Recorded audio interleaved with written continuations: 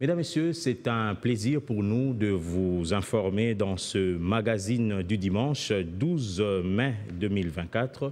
Bienvenue et d'abord le sommaire.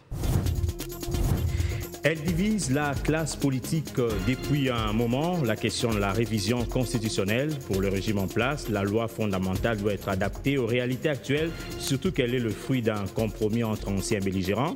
Derrière ce projet, l'opposition voit une démarche du chef de l'État de se maintenir au pouvoir. Elle estime que la révision ou le changement de la Constitution est une ligne rouge à ne pas franchir.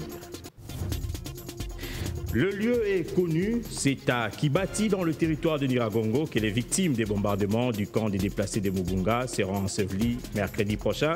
Le bilan est lourd, l'on parle de 35 morts et plusieurs blessés.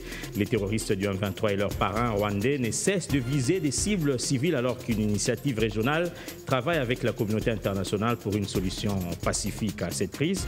Kinshasa doit-elle faire confiance au front diplomatique ou devra-t-elle opter pour l'option militaire? La population, elle, n'attend que le retour de la paix.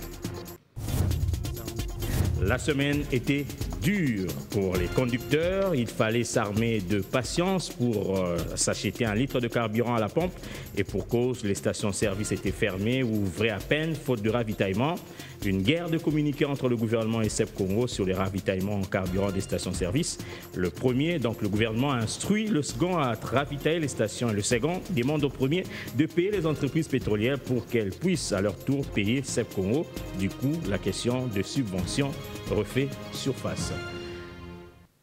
Et pour en parler et pour commenter l'actualité, M. Blanchard Mongomba, secrétaire général du parti Nouvel-Hollande, parti cher à l'ancien Premier ministre Adolphe Muzito.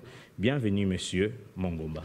Merci beaucoup, Alain, pour l'invitation. Je vous en prie, sans plus tarder, nous allons attaquer le premier dossier.